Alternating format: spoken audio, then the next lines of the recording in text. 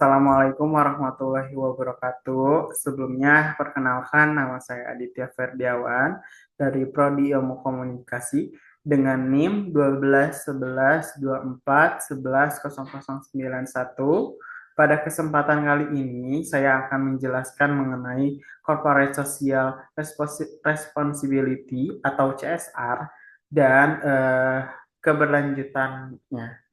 Di sini, pada era globalisasi dan perkembangan dunia industri, saat ini perusahaan mengalami perubahan yang sangat pesat. Persaingan bisnis tidak hanya menuntut perusahaan untuk menghasilkan produk atau jasa yang berkualitas, tetapi juga menuntut perusahaan agar mampu bertanggung jawab terhadap dampak yang ditimbulkan dari aktivitas usahanya. Dahulu, tujuan utama perusahaan hanya berfokus pada pencapaian keuntungan atau profit semata. Namun, seiringnya berkembang zaman, pandangan tersebut mulai berubah. Masyarakat semakin sadar bahwa aktivitas perusahaan dapat memberikan dampak yang luas, baik dampak positif maupun dampak negatif terhadap lingkungan dan kehidupan sosial masyarakat. Karena itu, perusahaan tidak lagi hanya dinilai dari beberapa besar, dari seberapa besar keuntungan yang diperoleh, tetapi juga nilai dari bagaimana perusahaan menjalankan tanggung jawab sosial dan lingkungannya.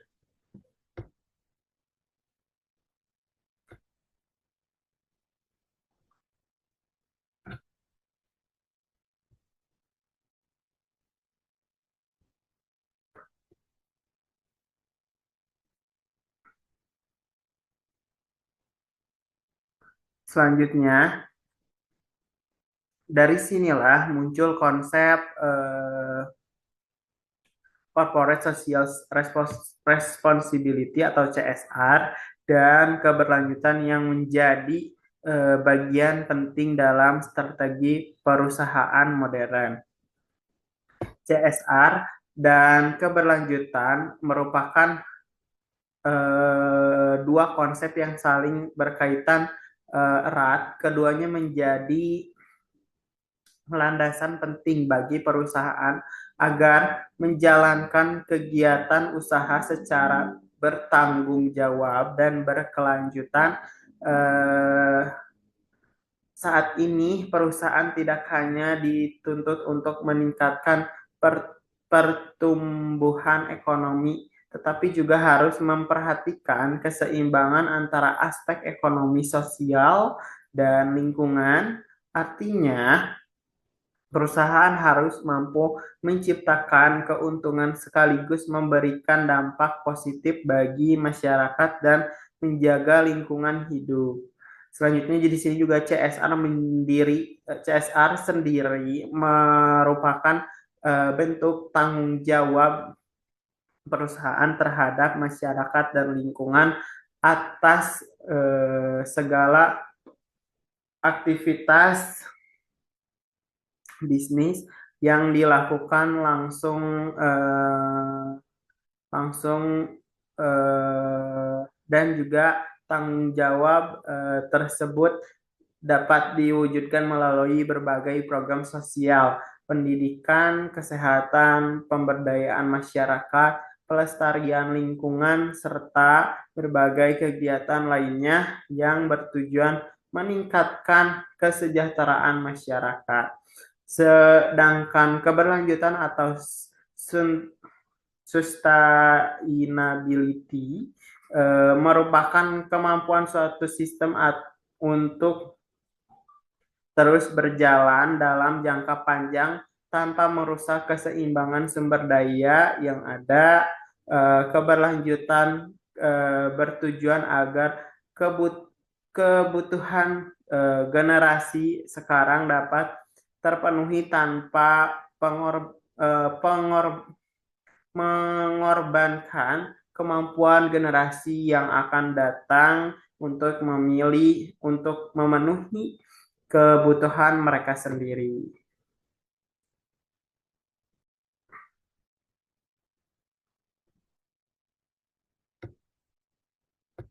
Selanjutnya di sini dalam dunia bisnis, konsep keberlanjutan bukan dianggap sebagai penghambat perusahaan dalam memperoleh keuntungan, justru keberlanjutan dipandang sebagai strategi jangka panjang yang mampu menjaga stabilitas perusahaan, memperkuat citra perusahaan, selanjutnya meningkatkan kepercayaan masyarakat serta menciptakan hubungan yang harmonis dengan berbagai pihak.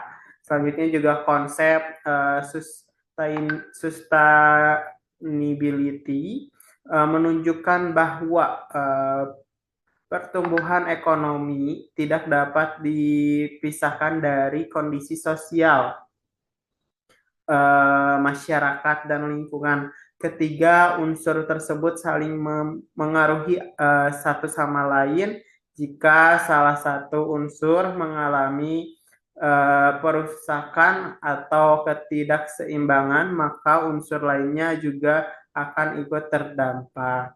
Selanjutnya, sebagai contoh perusahaan mungkin dapat memperoleh keuntungan yang besar melalui eksploitasi sumber daya alam secara berlebihan. Namun apabila lingkungan rusak, maka masyarakat sekitar akan terkena dampak seperti pencemaran air, kerusakan ekosistem, hingga menurunnya kualitas hidup. Akibatnya, perusahaan juga dapat mengalami penurunan kepercayaan masyarakat, konflik sosial, bahkan kerugian jangka panjang. Oleh karena itu, perusahaan perlu menjalankan prinsip keberlanjutan dalam setiap aktivitas bisnis. Menurut Diclick dan Hawkers,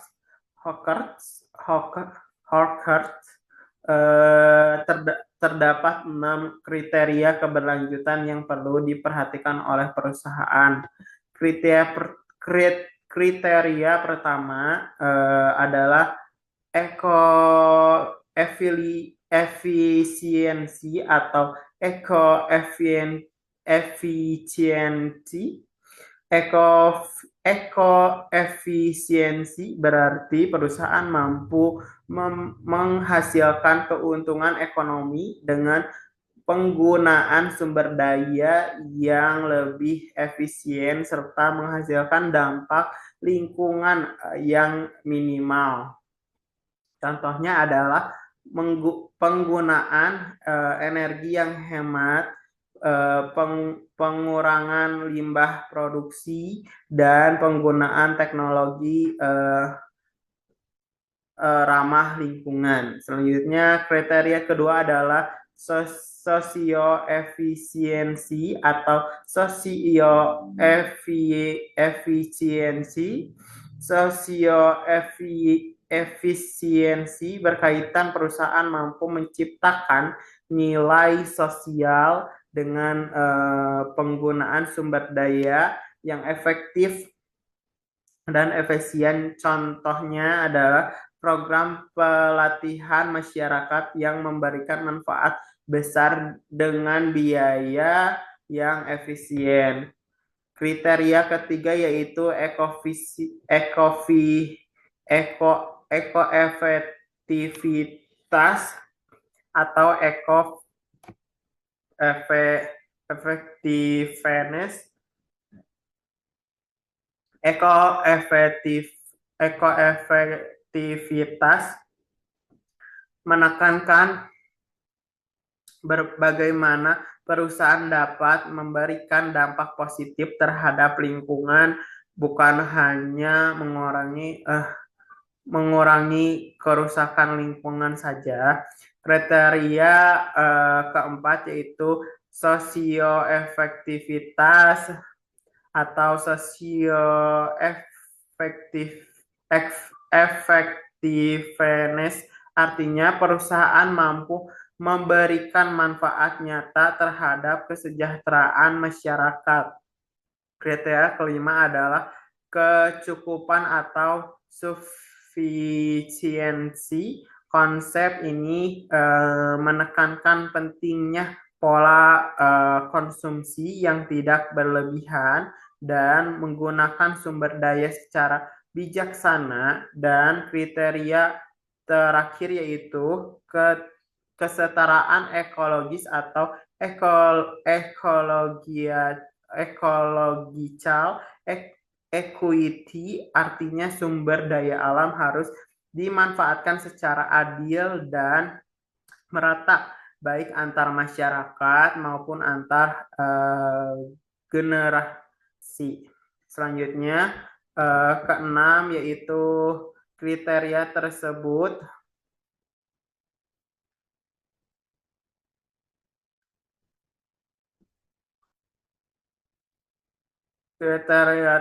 menunjukkan bahwa keberlanjutan bukan hanya sekadar menjaga lingkungan, tetapi juga memperhatikan keseimbangan antara kebutuhan ekonomi, sosial, dan lingkungan secara menyeluruh. Dalam materi juga menjelaskan bahwa ekonomi, masyarakat, dan lingkungan memiliki hubungan yang sangat erat. Ketiga aspek tersebut saling mendukung satu sama lain dan tidak dapat dipisahkan. Selanjutnya juga ekonomi tidak dapat berkembang apabila masyarakat mengalami berbagai masalah sosial seperti kemiskinan, pengangguran, atau rendahnya tingkat pendidikan. Sebaliknya, masyarakat juga tidak dapat berkembang dengan baik apabila lingkungan mengalami kerusakan. Lingkungan yang sangat menyediakan berbagai sumber daya penting yang dibutuhkan manusia seperti air, udara, tanah, energi, dan berbagai sumber daya alam lainnya. Oleh sebab itu, menjaga keseimbangan lingkungan merupakan tanggung jawab bersama. Selanjutnya terdapat konsep penting yang dikembangkan oleh John Elkington, yaitu triple bottom line atau dikenal dengan istilah 3P, yaitu profit, profile, dan planet. Profil berarti perusahaan tetap harus memperoleh keuntungan agar dapat menjalankan operasional bisnis dan mempertahankan keberlangsungan usahanya. Popol berarti perusahaan harus memperhatikan kesejahteraan masyarakat dan berbagai pihak yang berkaitan dengan perusahaan seperti karyawan, konsumen, maupun masyarakat sekitar. Selanjutnya, sedangkan planet berarti perusahaan harus menjaga dan melestarikan lingkungan hidup. Konsep triple bottom line menekankan bahwa keberhasilan perusahaan tidak hanya diukur berdasarkan keuntungan finansial saja, tetapi juga diukur dari kontribusi sosial dan dampak terhadap lingkungan. Ketiga aspek tersebut harus berjalan secara seimbang. Jika perusahaan hanya berfokus pada profit tanpa memperhatikan people dan planet, maka perusahaan dapat menghadapi berbagai risiko seperti konflik sosial, pencemaran lingkungan, serta menurunnya kepercayaan masyarakat. Contohnya yaitu penerapan konsep triple bottom line dapat dilihat pada berbagai kegiatan perusahaan saat ini, Misalnya perusahaan merugikan limbah industri, melakukan pengolahan sampah, mengurangi emisi karbon, menggunakan energi terbarukan, serta menghemat penggunaan sumber daya.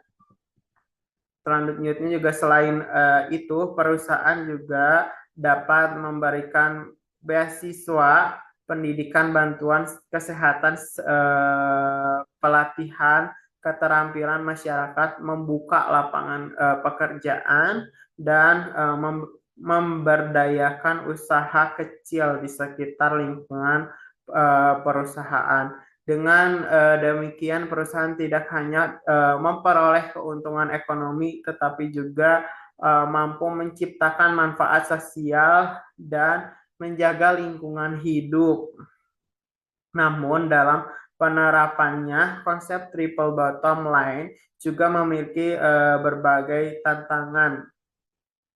Aspek profit lebih mudah diukur karena berkaitan dengan pendapatan, laba, dan laporan keuangan perusahaan. Sedangkan aspek profil dan planet lebih sulit diukur karena berkaitan dengan dampak sosial dan lingkungan yang sifatnya lebih kompleks.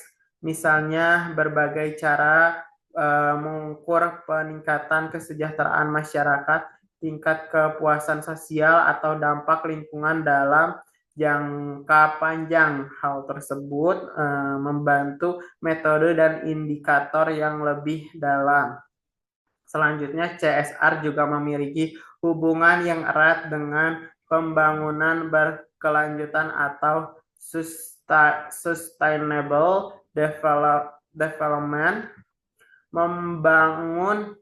Pembangunan berkelanjutan merupakan pembangunan yang memenuhi kebutuhan saat ini tanpa mengorbankan kemampuan generasi mendatang untuk memenuhi kebutuhannya sendiri. Konsep ini juga menerapkan bahwa pembangunan tidak hanya berfokus pada pertumbuhan ekonomi saja, tetapi juga memperhatikan aspek sosial dan lingkungan. Konsep pembangunan berkelanjutan berkembang karena adanya kesadaran bahwa aktivitas manusia yang berlebihan dapat menyebabkan kerusakan lingkungan, perubahan iklim, dan berbagai masalah sosialnya. CSR sederhananya bukan konsep yang baru. CSR sebenarnya bukan konsep yang baru. Sejarah menunjukkan bahwa tanggung jawab sosial telah berkembang sejak lama, bahkan ribuan tahun yang lalu telah terdapat aturan mengenai perlindungan lingkungan dan etika dalam kegiatan bisnis. Namun berkembangnya industri modern menyebabkan skala dampak perusahaan menjadi semakin besar. Revolusi industri, meningkatnya aktivitas produksi secara besaran yang pada akhirnya menimbulkan berbagai masalah lingkungan dan sosial. Karena itu muncul kesadaran global bahwa perusahaan harus memiliki tanggung jawab yang lebih besar terhadap masyarakat dan lingkungan. Dalam perkembangan muncul berbagai kesepakatan internasional mengenai keberlanjutan, dimulai dari Deklarasi Stockholm tahun 1972 yang membahas pentingnya perlindungan lingkungan hidup, kemudian dilanjutkan dengan laporan Bloothart tahun 1987 yang memperkenalkan konsep pembangunan berkelanjutan. Selanjutnya munculnya Konferensi Rio tahun 1992 hingga lahirnya Sustainable Development Goals atau SDGs yang diadopsi oleh Perserikatan Bangsa-Bangsa pada tahun 2015. SDGs merupakan tujuan pembangunan keberlanjutan yang terdiri dari 17 tahun, dari 17 tujuan, dan 169 target. Tujuan tersebut mencakup berbagai bidang seperti penghapusan kemiskinan, pendidikan berkualitas, kesehatan yang baik, kesetaraan gender, energi bersih, bekerja layak, pengurangan kesenjangan, pelindungan lingkungan, hingga kerjasama global. SDGs menjadi pedoman bagi negara, pemerintah, organisasi, maupun perusahaan dalam mewujudkan pembangunan yang keberlanjutan. Perusahaan memiliki peran yang sangat penting dalam pendukung keberhasilan SDGs. Dukungan tersebut dapat dilakukan melalui berbagai program CSR yang sejalan dengan tujuan pembangunan berkelanjutan. Contohnya melalui pengurangan kemiskinan, penyediaan lapangan pekerjaan, peningkatan kualitas pendidikan, program kesehatan masyarakat, penggunaan energi bersih, lingkungan. Dari prinsip keberlanjutan secara baik tidak hanya memberikan manfaat bagi masyarakat dan lingkungan, tetapi juga dapat meningkatkan reputasi, memperkuat hubungan dengan masyarakat, meningkatkan kepercayaan publik, serta menjaga keberlangsungan perusahaan dalam jangka panjang. Karena pada akhirnya keberhasilan perusahaan tidak hanya dilihat dari seberapa besarnya keuntungan yang diperoleh, tetapi juga dari seberapa besar kontribusi positif yang diberikan pada masyarakat dan lingkungan. Sekian dari saya, mohon maaf apabila ada kekurangan. Terima kasih atas perhatiannya. Wassalamualaikum warahmatullahi wabarakatuh.